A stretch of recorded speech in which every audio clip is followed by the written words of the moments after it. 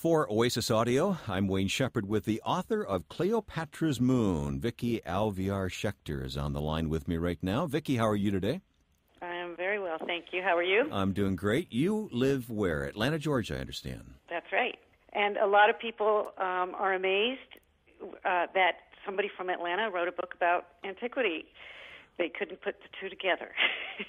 And now this audiobook edition of Cleopatra's Moon. We'll talk about the book, but I want to talk about the author of this book. Is this your first one? This is my first novel. It's actually my third book.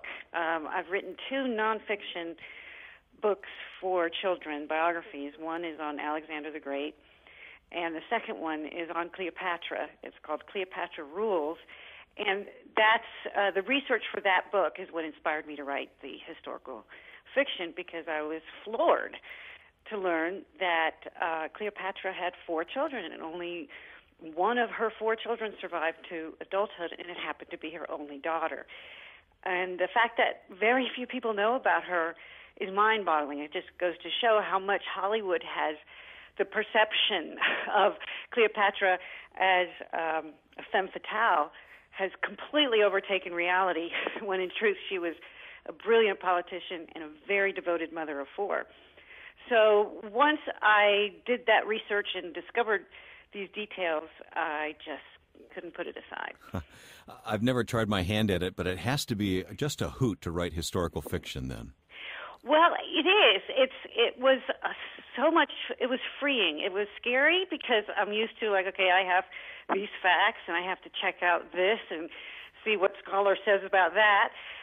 But I didn't have that freedom. It was just like, well, I know these certain facts about her life and these certain facts about Cleopatra's life and Mark Antony's life, and it was my job to fill in the blanks. It was a tremendous experience because it allowed me to kind of sink into the experience of what it must have been like in a way that nonfiction never allowed me to do. Mm-hmm. So did you let your imagination run wild, or was it disciplined somehow?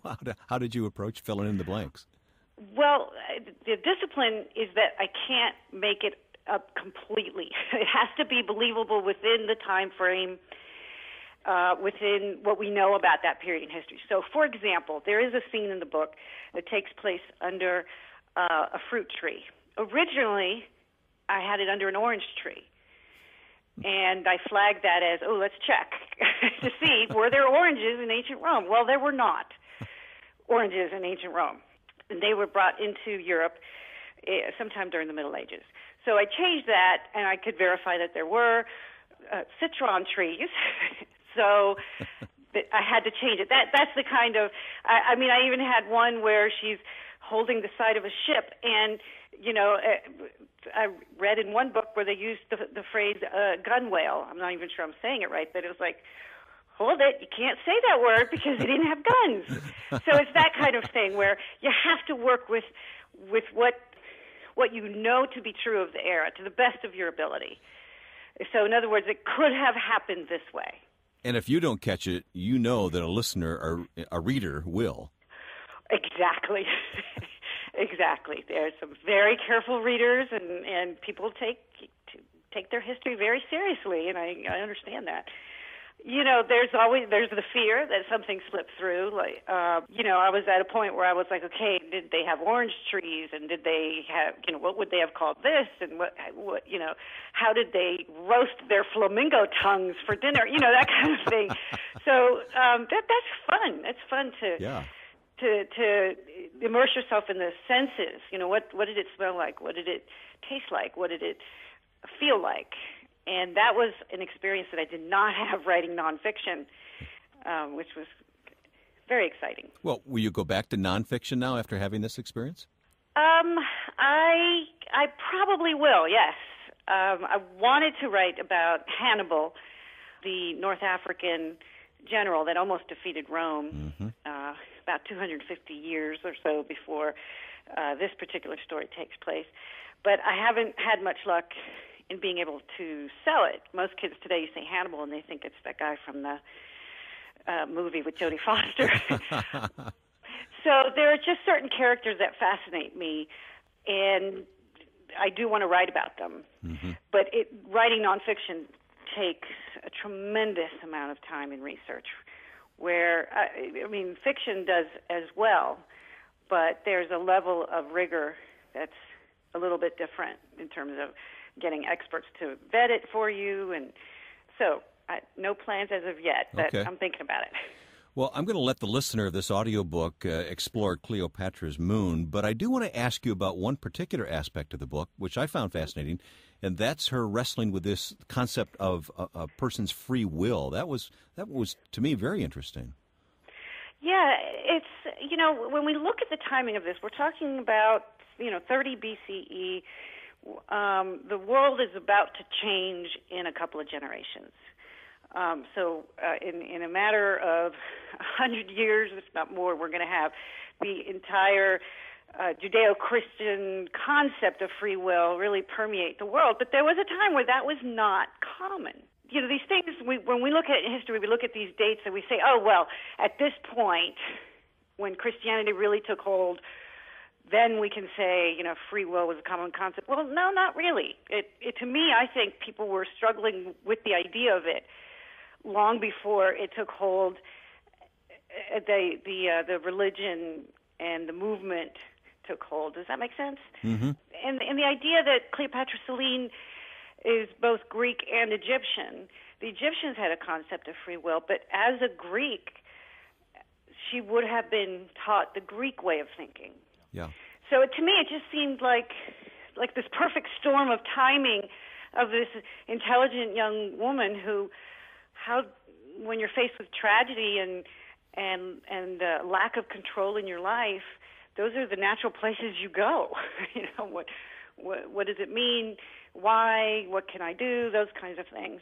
Well, when you go back to the beginning of someone wrestling with the concept, it really teaches us to think about it carefully today. So that's why I think I appreciated you inserting that in the book the way that you did. Well, I will say there's an interesting, we had an interesting discussion with my editor about this topic because she wanted me to have Cleopatra Selene be more resolved about answering the question about free will. And we had this conversation several times, and I felt very strongly that she wouldn't have a complete black and white answer. She would have some thoughts about it, but I wanted it to be clear that she's still struggling, because honestly, we all still struggle with finding that place about will and free will and what we can control and what we can't. And so I didn't want to all of a sudden make it sound like this young woman, as bright as she was, found the answer when we're still, thousands of years later, many of us are still grappling with it in many ways. Well, it's also part of the portrait you paint of her, of what she was really like, instead of the Hollywood image that you referred to earlier. Right. And that's the thing, is we don't know what Cleopatra Selene was like at all, which is fascinating to me. So, but again, what do we know? We know that Cleopatra the Seventh, her mother, was brilliant. We know that she was that she spoke, at least 7 languages. That she encouraged mathematicians and astronomers and had salons. And so, given the way that we know her mother has been described, it made sense to me that Cleopatra Selene would also have a facility for language and be very kind of intellectually oriented. So again, it's not that we know that about her, but that it makes the most sense. All right, let me talk to you as author. Where does this come from? Where does this interest in all things pertaining to antiquity with you, where does this come from? I don't know. I can say when I describe my initial interest, I can remember the first time as a child that I came across a library book full of oversized photos of classical statues, and I mean, it just took my breath away. I honestly can remember staring at these statues, just being flabbergasted at their beauty, the grace, and then to learn that this was from cultures long dead, from thousands of years ago. That was the spark. And I never really lost it. Then I grew up and, had to earn a living and all that. So it's just kind of funny that I came full circle and rediscovered a childhood passion about ancient history. And that's what's so wonderful is to be able to just embrace it. I find ancient history fascinating, and that has never waned. So I just kind of enjoy it. I throw myself into it, and what I would want to know about ancient history and about ancient people is what I write about. So it's as much satisfying my own curiosity. And not everybody's into it, but those that are, I hope, can relate to my approach. It must be fun to walk through a museum with you, Vicky. Well, yeah, I do have fun at the museum. And in fact, usually when I give tours, I'm the one getting in trouble because I'm taking too long. Because I have this story to tell. Oh, wait, let me tell you this story, and let me show you this, because this is amazing. So it's really, and again, sharing that with children who really do have that passion, and it can be about whatever it is for them, whether it's bugs or dinosaurs or ancient history.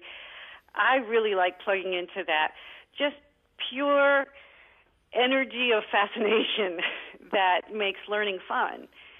And that's what I try to imbue certainly in my nonfiction, which has a very different voice than my historical fiction. But just, high energy fun.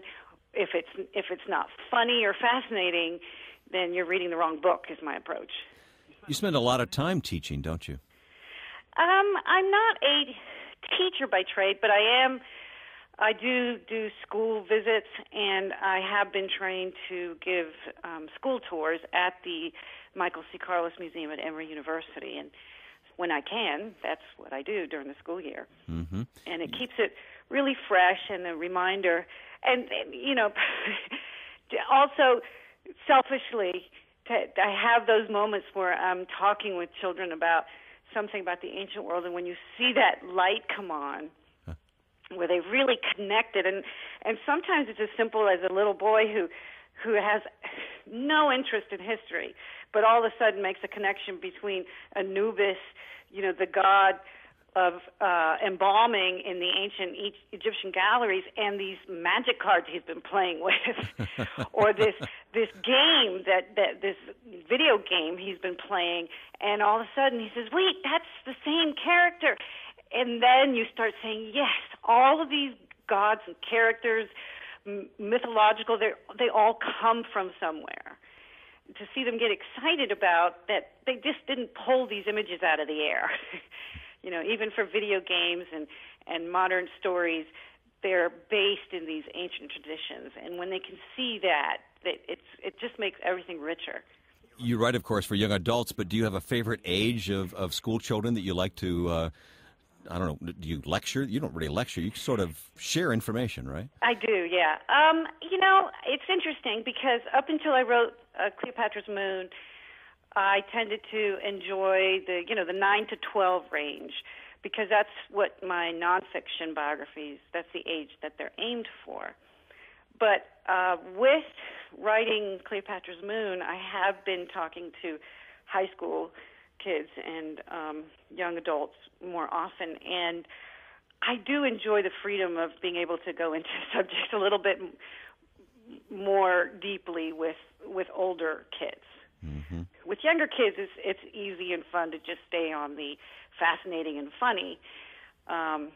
With older teens and young adults, we can really talk about issues that are fascinating because they haven't maybe changed in 2,000 years, and we're still grappling with them, that kind of thing.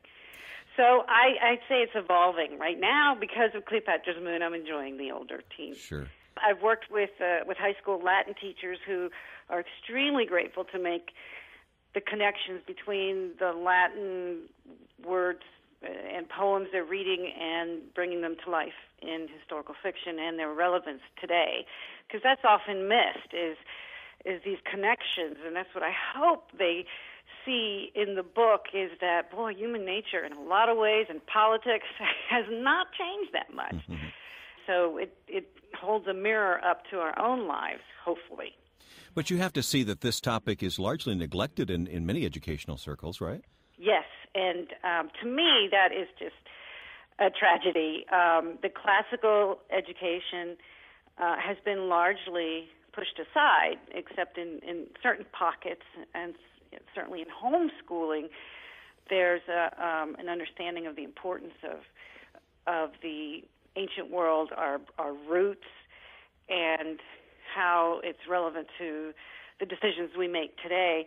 Even, for example, civil liberties. I mean, we see what the Roman emperor begins to do in Rome and how he slowly starts eroding civil liberties in the guise of morality. And it's, 2,000 years ago, and we're still trying to find that balance between, so that's really what I'm hoping people see, is that these are essential human questions that are timeless. And if we can look back and see, well, gee, how did it work for them when they did this? And how did it work for them when they didn't do this? It gives us an opening to talk about our own cultures, our own decisions. And it doesn't have to be dry. It can be, I guess, entertaining, if you want to use that word, but it can be alive. You can make it interesting to talk about and to study. Well, that would be my hope. That's certainly my approach. Because if it's not, if it doesn't hold your interest, then there's just too much else out there calling kids. So if we don't reach them in some way, intellectually by fascination, or emotionally by relating to characters who struggle with possibly similar issues, then we've lost them to the iPods and the video games. So, what's the most satisfying thing you can hear when you talk to one of your readers? What can they say to you that is the most satisfying thing you could ever want to hear as the author? What would, I guess, be very exciting is if somebody said that it ignited a passion to learn something of their own, that maybe it drives them to, and it doesn't have to be ancient history. It can just be where they recognize that they have a passion and they want to continue studying that. The fact that you opened a window for them, one that Exactly. they had not looked through before, and you opened that window a crack, they got a peek at what was inside, and they want more. That's got to be very satisfying. Yeah, that definitely would be it. All right, well, of course, we wish you the best of luck with Cleopatra's Moon. I know it's going to be successful, and this audiobook edition is now available as well from Oasis, so here we go. I'm hoping that many people will pick it up and listen to it. Thank you so much. I hope so, too. Vicky Alvear Shecter, who is the author of Cleopatra's Moon, now as an audiobook from Oasis. And for Oasis Audio, I'm Wayne Shepherd.